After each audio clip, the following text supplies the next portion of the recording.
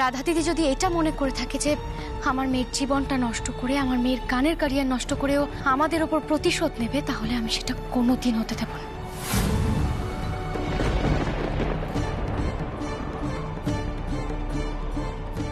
কিন্তু শ্যামা, তুমি কেন বুঝতে পারছো না? ওরা তোমাকে বাড়িতে অবধি ঢুকতে দেবে না। ছোট কর্তা, তুমি আমার মনে হয় মধুমিতা কল করেছে। আমি ক্লিয়ারলি না বলে দিচ্ছি। না ছোট কর্তা, দাঁড়াও, তুমি এরকমটা করবে না। আমি কথা বলছি, দাঁড়াও, আমি কথা বলবো। হ্যাঁ মধুমিতা, বলো। হ্যালো মা, আমি কৃষ্ণা বলছি।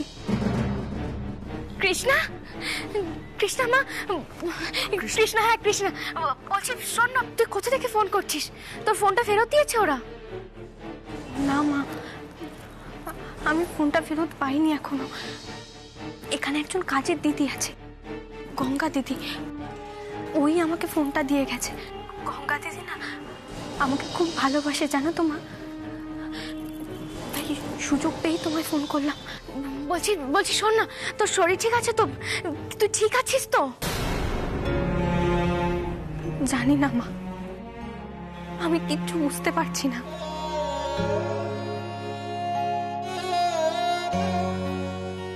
মা, রাধারানী আন্টি আমার সঙ্গে কিরকম একটা ব্যবহার করছেন। দেখো মা, এই বাড়ির কাজ করতে আমার কোনো আপত্তি নেই, কিন্তু গান ছাড়িয়ে দিলে আমি কি নিয়ে বাঁচি বলো তো?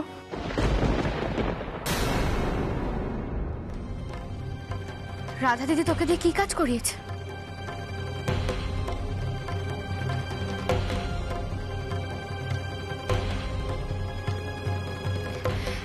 চুপ করে থাকিস না কৃষ্ণা, আমার মাথার দিব্যি দিয়ে বলছি, বল তোকে দিয়ে কি কাজ করিয়েছে?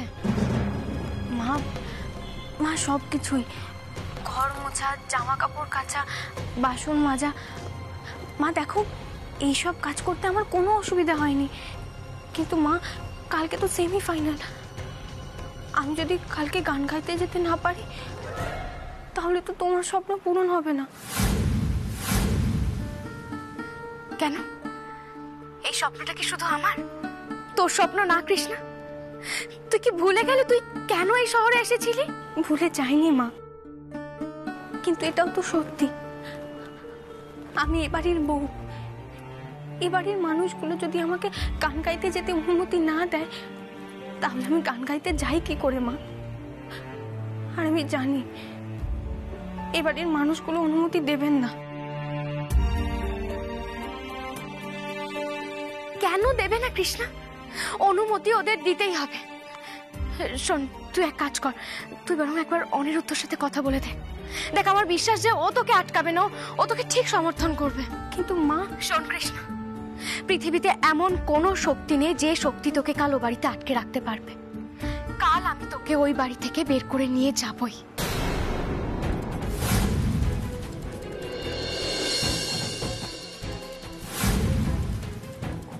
কিন্তু মা, তারপর যদি ওনারা আমাকে এ বাড়িতে ঢুকতে না দেন? দেখ কৃষ্ণা, মা হয়ে তো আর আমি তোকে এটা বলতে পারি না যে বিয়েটা ভেঙে চলে আয়। বরং তোকে এটা বলতে পারি, ওই বাড়িতে থাকাটা তোর আইনত অধিকার, কেউ তোকে ওই বাড়ি থেকে বার করতে পারবে না। শোন, যদি দরকার পড়ে তাহলে আমরা সবাই মিলে এক্ষুনি ওই বাড়িতে যাব। মা, আমি ফোনটা রাখছি এখন, কেমন?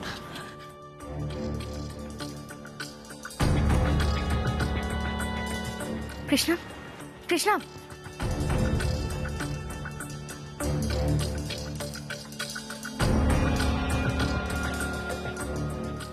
কি হলো শ্যামা? দেখো না, মেয়েটা কিছু না বলে হঠাৎ করে ফোনটা কেটে দিল। কি হলো বলো তো? আচ্ছা শ্যামা, তুমি কেন ছেলে মানুষই করছো সেটাও তো আমি বুঝতে পারছি না। এখন যদি তুমি ওদের বাড়িতে যাও, ওরা তোমাকে অপমান করবে, আর তোমার কি মনে হয় আমি সেটা দাঁড়িয়ে দাঁড়িয়ে দেখবো? না ছোট কথা, আমি যাব না। যাবো না? তাহলে শুধু শুধু কৃষ্ণাকে এত কথা কেন বললে? আমি যাব না, তুমি তো যাবে। মানে শ্যামা, তুমি কি বলতে চাও একটু ক্লিয়ারলি বলো। আমি বোঝাচ্ছি, দেখো,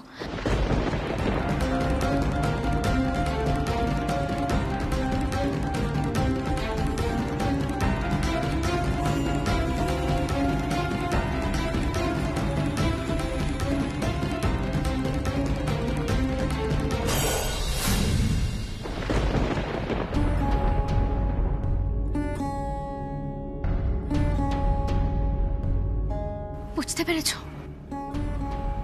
বুঝলাম শ্যামা, কিন্তু পুরো প্রসেসটা কিন্তু ভীষণ রিস্কি। হ্যাঁ, কিন্তু আমাদের কাছে তো আর কিছু করার। দাঁড়াও, আমি দেখছি। হ্যালো, হ্যাঁ মা, আমি কৃষ্ণা। কৃষ্ণা, কৃষ্ণা কি হলো মা? তুই হঠাৎ করে ফোনটা কেটে দিলি। মা, আমার মনে হচ্ছিল কেউ এই ঘরের থেকে আসছিল।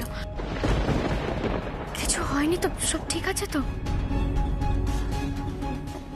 মা, তোমাকে আরেকটা কথা বলার ছিল। কি হচ্ছে বল না।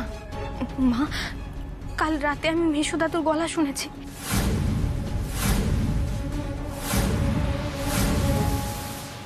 মানে কোথায় শুনেছিস তুই? মা, মা, আমি কাল রাতে শোয়ার জন্য ঘরে ঢুকছিলাম, হঠাৎ মেশো দাদু ডাক শুনলাম। কৃষ্ণা কৃষ্ণা বলে ডাকছিলেন। কি বলছিস কি? শোন না, বলছি তুই ঠিক করে শুনেছিস? মনের ভুল না তো তোর? না মা, না, একেবারেই মনের ভুল না। বেশ কয়েকবারই আওয়াজটা পেয়েছি, খুব কাছ থেকেও না, আবার বেশি দূর থেকেও না, জানো তো। আমার মনে হলো এই বাড়ির আশেপাশেই কোথাও একটা আছেন মেশো দাদু। সত্যি মেশো মশাইয়ের গলা?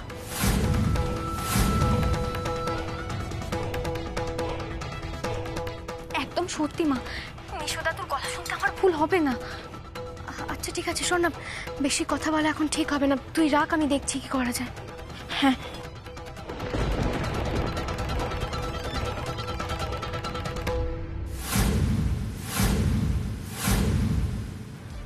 কি হয়েছে শ্যামা?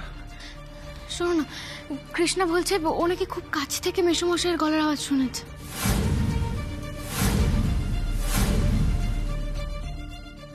না না শ্যামা, এটা ওর মনের ভুলও হতে পারে। মানে ওর মন মেজাজ খারাপ, তাই। না ছোট কর্তা, এই একই কথা তো আমিও ওকে বললাম, কিন্তু বারবার করে একটাই কথা বলছে যে ওর মনের ভুল না, ও স্পষ্ট শুনেছে। তার মানে তুমি বলছো মেসোমশাই কোথাও যাননি, ওই বাড়িতেই আছে? হতে পারে ছোট কর্তা, হতেই পারে, যাতে মেসোমশাই মুখ না খুলতে পারেন বা আমাদের কৃষ্ণাকে সাহায্য না করতে পারেন, সেই জন্য হয়তো ওই বাড়ির কোথাও লুকিয়ে রেখেছে। নাহলে কৃষ্ণা কি করে মেসোমশাইয়ের গলা শুনবে? এই কথাটা তো আমিও ভাবছি শ্যামা। আর আচ্ছা শ্যামা, কৃষ্ণা এই কথাটা ওই বাড়ির কাউকে বলেনি তো? আচ্ছা, এটাই তোকে জিজ্ঞাসা করা হলো না। যদি বুদ্ধি করে ওই বাড়ির কাউকে না বলে থাকে তাহলে। দেখো, আমাদের মেয়েটা তো আর ওদের মতো জটিল না, সরল সাদাসিধে। ও যে কতটা লুকিয়ে রাখতে পারবে সেটাই তো বুঝতে পারছি না। তবে আমার কি মনে হয় বলো তো, রাধা দিদি যদি এটা জানতেও পারে তবু এই ব্যাপারটা নিয়ে বেশি একটা ভাববে না। কারণ রাধা দিদি তো আর জানে না যে কৃষ্ণা আমাদেরকে লুকিয়ে ফোন করেছে। ও তো জানে কৃষ্ণার কাছে ফোনই নেই। দেখো ছোট কর্তা, এই মুহূর্তে আমাদের এসব না ভেবে যে প্ল্যানটা করেছে সেই প্ল্যান মাফিক ঠান্ডা মাথায় এগিয়ে যেতে হবে। তারপর দেখা যাক কি করা যায়।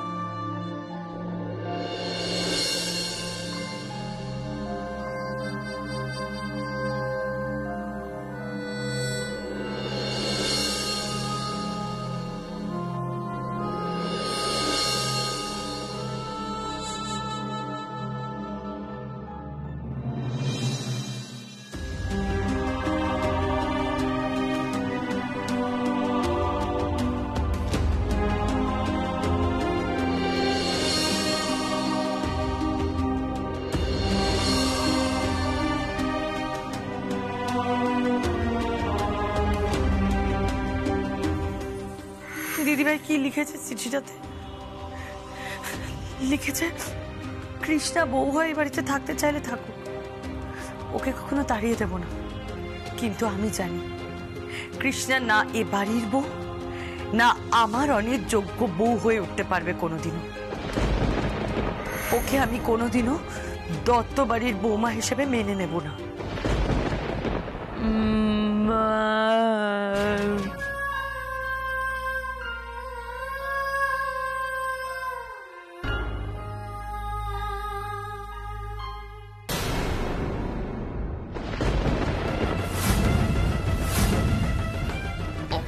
মেয়ে একটা, তুই দিদিভাইয়ের ঘরে কেন ঢুকেছিলিস?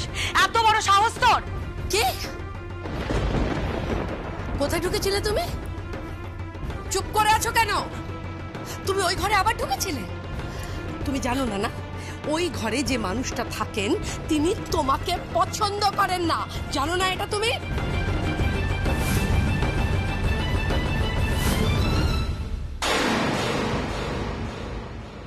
এই, তুই কি কানে শুনতে পাস না? আমি তোকে বারণ করা সত্ত্বেও তুই কেন গেছিলিস ওই ঘরে? বল। নাকি ইচ্ছে করে আমার কথার অবাধ্য হবি বলে? কেন গিয়েছিলিস ওই ঘরে বল? কৃষ্ণা মায়ের ঘরে গেলে অসুবিধা কোথায় কাকিয়া?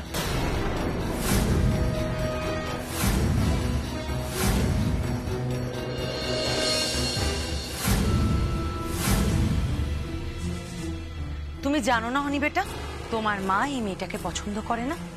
তাহলে কেন বোকার মতো আমাকে প্রশ্নগুলো করছো? সেটা তো তুমি বলছো কাকিয়া। তুমি আর দিদুন বারবার বলছো যে মা কৃষ্ণাকে পছন্দ করে না, কিন্তু আমি আর কৃষ্ণা তো সেটা বুঝতে পারছি না। আমি আজকে কৃষ্ণাকে নিয়ে মায়ের ঘরে যাব, আমি নিজে মায়ের সাথে কথা বলবো।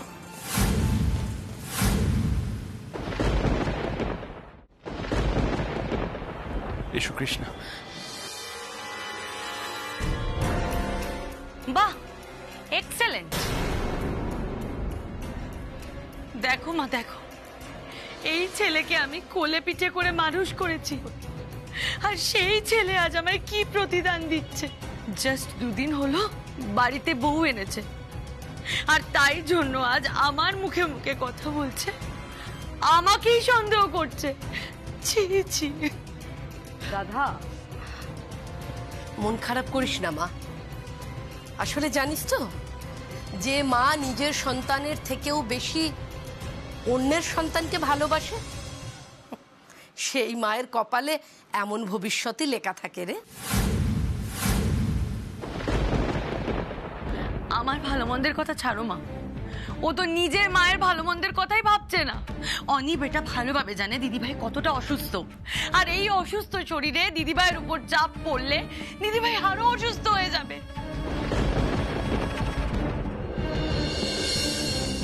আর তুমি ইচ্ছে করে ইন্টেনশনালি দিদিভাইকে রাগানোর জন্য, উত্তেজিত করার জন্য বারবার কৃষ্ণাকে দিদিভাইয়ের চোখের সামনে নিয়ে যাচ্ছ। অনি বেটা,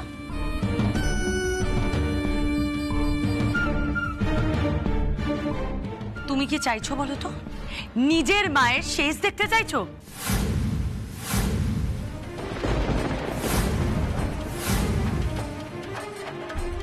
কাকিয়া,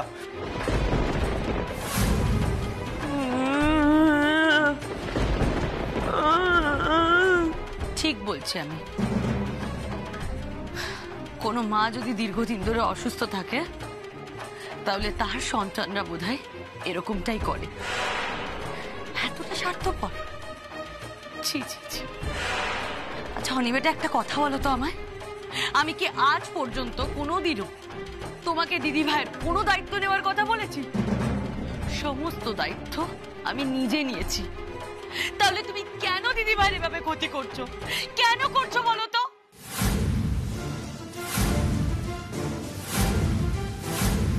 কাকিয়া, আমি যেদিন থেকে এখানে ফিরেছি আমি তোমায় বারবার বলেছি আমি মায়ের দায়িত্ব নিতে চাই, আমি মায়ের দেখাশোনা করতে চাই। তুমি আমায় সেই সুযোগটা দাওনি, তুমি বারবার আমায় আটকেছ। এখনো বলো কাকিয়া, তোমাদের মায়ের কোনো দায়িত্ব নিতে হবে না, মায়ের দেখাশোনার দায়িত্ব আমি আর কৃষ্ণা নেব।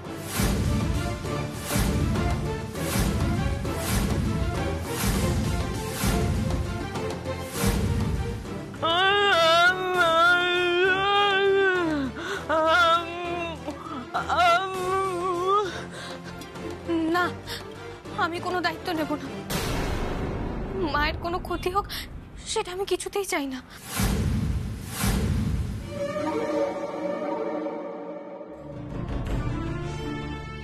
কৃষ্ণা,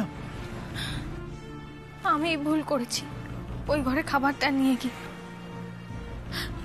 আসলে আমি দেখেছিলাম যে উনি ব্রেকফাস্ট করেননি, রান্নার দিদি রান্নাঘরে ছিলেন। আমি রান্না দিদিকে জিজ্ঞেস করেছিলাম আমি ওনার খাবারটা ওনার ঘরে নিয়ে যাব। উনি বলেছিলেন বলেই আমি ওনার ঘরে গেছিলাম, না হলে আমি যেতাম না। আমার মায়ের ক্ষতি আমি চাই না রাধারানী আন্টি, বিশ্বাস করুন আপনি।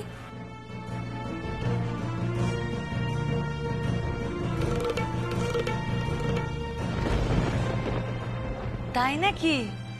বাবা বাবা, কি বাধ্য বৌমা আমার, দেখেছ? বাড়ির কাজের লোক রান্নার লোকের কথাই চলে। আচ্ছা কৃষ্ণা, এবারেও কি সংসারটাও বাড়ির কাজের লোক আর রান্নার লোকের কথাই চলবে? তুমি তো আমায় একবার জিজ্ঞেস করতে পারতে, আমার লক্ষ্মী বৌমা। আচ্ছা কাকিয়া, তুমি যদি এতটাই রেসপন্সিবল, তাহলে আজ ঠিক সময়ে মায়ের ঘরে ব্রেকফাস্টটা পৌঁছলো না কেন?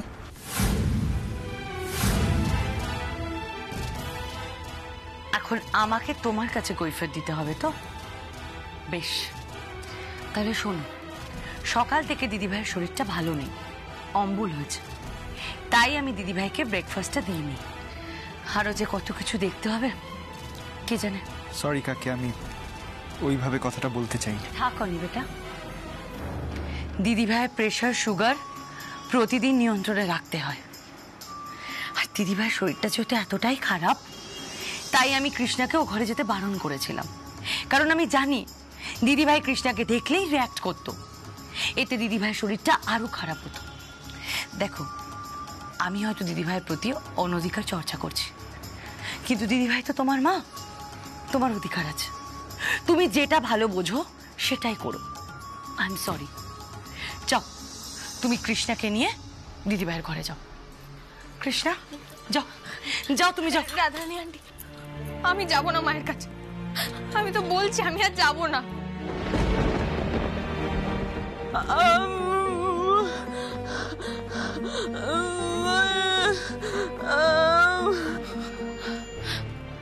হনি বেটা, এতদিন আমি এই সংসারের হাল ধরেছি, এই সংসারের সমস্ত দায়িত্ব আমি পালন করেছি। আর আজ দুদিন হলো বাড়িতে বউ নিয়ে এসেছো, তাই তুমি তোমার কাকিয়ার কাছে কৈফিয়ত চাইছো? না বেটা, আমি এটা মানতে পারবো না। আমি সত্যি খুব অপমানিত বোধ করছি।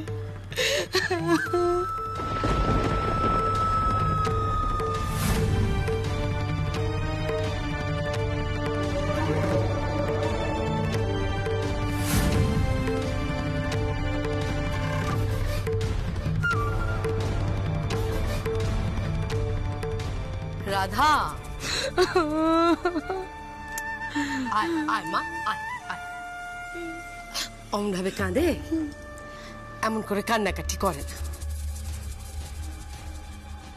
জানিস রাধা, এক গাছের ছাল অন্য গাছে লাগে না।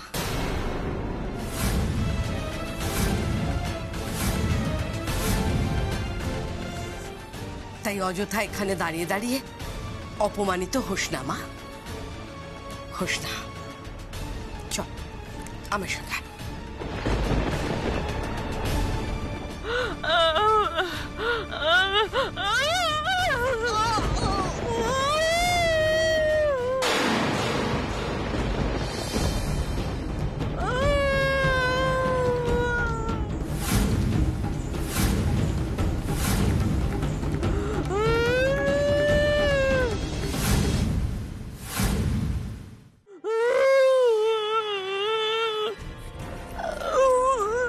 দিদিভাই, দিদিভাইয়ের গলা, দিদিভাই। এই, কোথায় যাচ্ছ তুমি? হ্যাঁ, কোথায় যাচ্ছ? লজ্জা করে না? না লজ্জা করে না? বুঝতে পারছো না এই সব কিছু কার জন্য হচ্ছে? তোমার জন্য কৃষ্ণা, তোমার জন্য। তোমার জন্য আবার ওই মানুষটা অসুস্থ হয়ে পড়লো। খবরদার বলে দিচ্ছি, ওই ঘরের দিকে এক পা তুমি এগোবে না।